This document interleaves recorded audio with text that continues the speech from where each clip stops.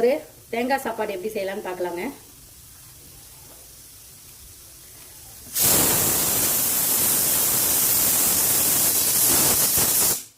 நான் கடாய் வச்சிருக்கேங்க.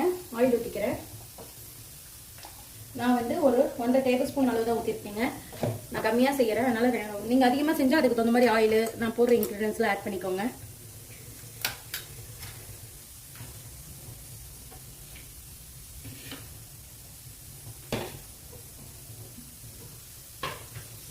பாருங்க, ஆயில் நல்லா காஞ்சிருச்சு. இப்போ உளுந்து அஞ்சலி பெட்டி ஸ்பூனில் ஒரு ஸ்பூனும், அதே மாதிரி கடலைப்பருப்பு ஒரு ஸ்பூனும் போட்டிருக்கேங்க. அது கூடவே கடுகு அஞ்சலி பெட்டி ஸ்பூனில் அரை ஸ்பூனுங்க. இது நல்லா பொரிட்டுங்க.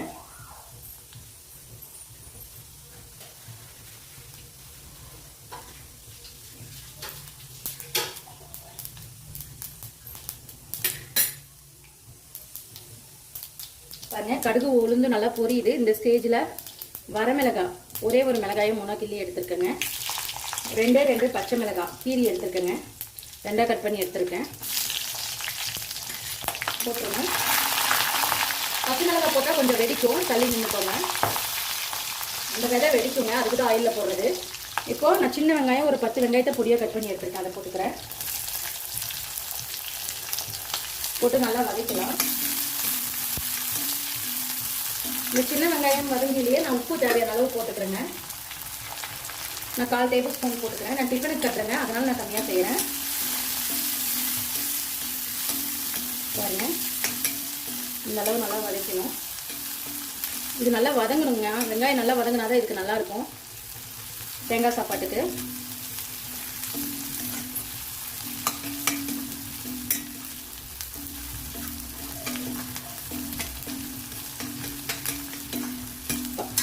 பாருங்க, நல்லா வதங்கிடுச்சு. கருவேப்பிலை கொஞ்சம் போட்டுக்கிறேன். பாருங்க, கருவேப்பிலை நல்லா ஃப்ரை ஆயிடுச்சு. தேங்காய் 1/4 மூடி எடுத்துருக்கேங்க. அரை மூடியிலேயே ஒரு அரை மூடி எடுத்துருக்கேன். போட்டுக்கிறேன் தேங்காயும். இதில் அந்த ஈரத்தன்மை போகிற அளவுக்கு நல்லா வறுத்துக்கணுங்க. 5 நிமிஷத்தில் டக்குன்னு செய்யக்கூடிய ஒரு ரைஸுங்க. குழந்தைங்களும் ரொம்ப விரும்பி சாப்பிடுவாங்க. இதுக்கு கோவக்காய் பொரியல், கத்திரிக்காய், உருளைக்கிழங்கு பொரியல், முருங்கைக்காவும் கத்திரிக்காயும் போட்டு ஃப்ரை பண்ணாலும் நல்லா இருக்குங்க. பாருங்க, இந்த மாதிரி நல்லா ஆயிலே ஃப்ரை ஆகணும் நமக்கு.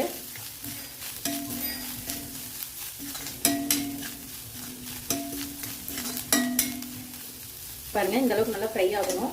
இப்போ நான் ரைஸ் எடுத்துக்கிறேங்க. நான் ஒரு டிஃபன் கட்டுற அளவு ரைஸ் எடுத்தேங்க. 1/2 டம்ளர் இருக்கும்.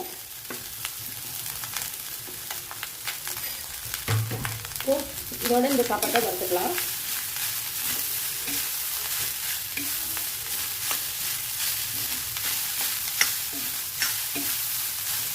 நல்லா சிம்மில் வச்சுக்கோங்க, இல்லைன்னா அடி பிடிக்கும்.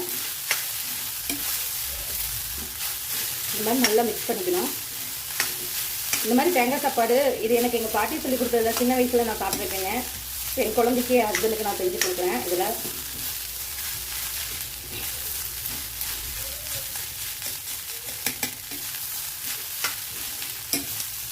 நீங்கள் தேங்காய் எண்ணெய் ஊற்றி செஞ்சிங்கன்னா இன்னும் சூப்பராக இருக்குங்க. எங்கிட்ட தேங்காய் எண்ணெய் நான் ஊற்றி செய்யலை, ஒரு பிடிக்காதனால.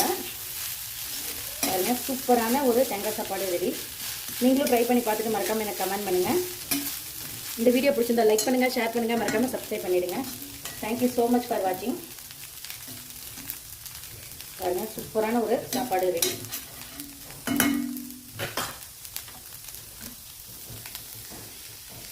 பார்க்கவே இப்படி இருக்குங்க. இந்த வீடியோ பிடிச்சிருந்தா லைக் பண்ணுங்கள், ஷேர் பண்ணுங்கள், மறக்காமல் சப்ஸ்கிரைப் பண்ணுங்கள். தேங்க்யூ ஸோ மச் ஃபார் வாட்சிங். பாய்.